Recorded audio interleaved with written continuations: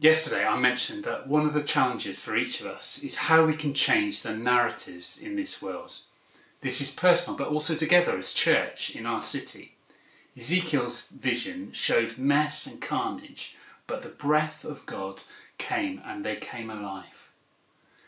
The speaker and writer Danielle Strickland said this: "My experience of life with God is messy.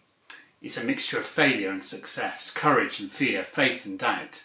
Since God invaded my life, my whole world has been a beautiful mess. I've been recreated by a designer who loves to recycle. My life has taken a new shape. It's characterised by light and love. It's a celebration.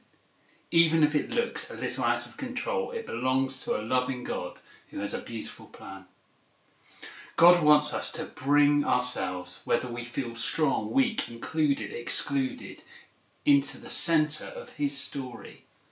Everyone has a story, and everyone's story is valuable and designed because we're all designed in the image of God. Whatever has been said or done to us or by us, Jesus can change the narrative. And this is the incredible response of God's grace. But God just doesn't want to stop there. He wants that to overflow, consistently changing the narrative of our families, our friendship networks, our communities, our city. And I believe that that's the model that Jesus brought of his kingdom coming on earth, and it's still relevant today.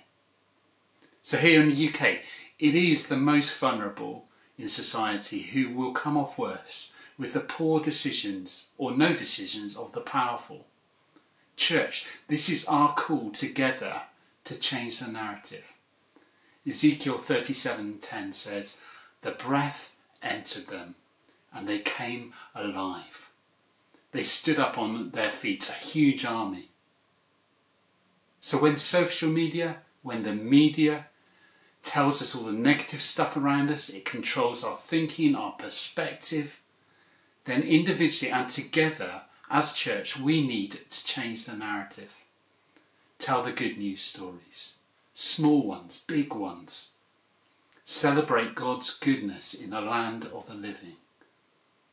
So how can we do that this week? How can we do that in our semi-lockdown status? How do we communicate in person, on social media, through emails, WhatsApp, telephone, even letters? Remember them? With those who they need to hear the good news. I.e. all of us, but especially those who are the most vulnerable and those who don't know Jesus personally yet.